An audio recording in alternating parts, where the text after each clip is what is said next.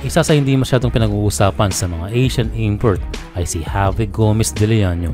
Itong si Javi ngayon ay nasa Korean Basketball League na kung saan ay kanyang pinalitan si Renzo Bando sa kapunan ng anyang Red Boosters. Ngayon ay naganap ang KBL Cup debut nitong si De Leano at maganda naman ang kinalabasan ng kanyang unang game. For the record ay unang naglaro itong si Javi sa Japan B-League. Pagkatapos noon ay bumalik sa PBA na naglaro sa Terra Firma Jeep sa ngayon ng ikatlong liga na kanyang pinapakita ang kanyang talento sa liga ng mga OPA. Sa kanyang first game ay nakapagtala si Javi Gomez de Leano ng 14 points at 5 rebounds, shooting 60% from the field at pumukol ng 2 tres. At ang isa rito ay medyo napasayaw pa ang Koreano, isang step back 3 na malamang matagal niya nang iniensayo.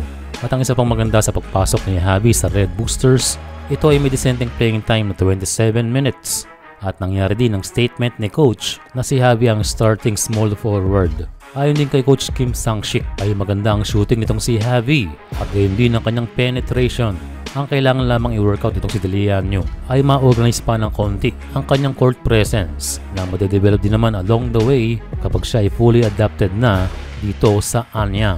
Ang isang gusto ko rito kay Javi GDL ay ang kanyang maturity sa court. Ayos din to, isa ding big guard na sakto sa pangangailangan ng dating team ni Abando.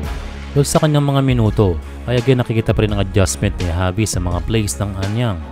And for display ay nakaswerte pa itong si Javi matapos na mapitawan ng import ang bola. Pero ang pinaka-highlight ni Javi sa game na ito ay isang magandang cut diretsong Euro step. Well, pinapakita lamang ng ating kababayan na he is athletic in a different way. At isa ring mensahe para sa Red Boosters na kahit mahirap ang iniwang pwesto ni Abando, na he is also a good player in a different way.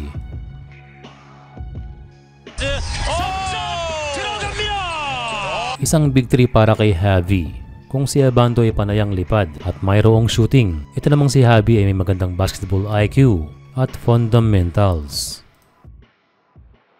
Pero kinapos pa rin itong Red Boosters sa huli kasi sila ay talo ng 6 na punto sa score na 83-77. Sayang din kung naipasa lamang kay De Leano ay maaari sanang nagbago ang resulta ng laro. Pero again maaga pa naman dahil hindi lahat ang nagcha-champion sa KBL Cup ay nagcha-champion din sa regular season. Well, sa unang game ni Javi ay we can see a good season na paparating para sa kanya. Dagdag ni Javi na ang kanyang biggest goal ngayon ay maka-advance ang Red Boosters sa playoffs. At gayon din ay kanyang makuha ang Defensive Player of the Year. Well, lahat naman ay posibleng mangyari basta lang ay maging consistent itong si Javi GDL.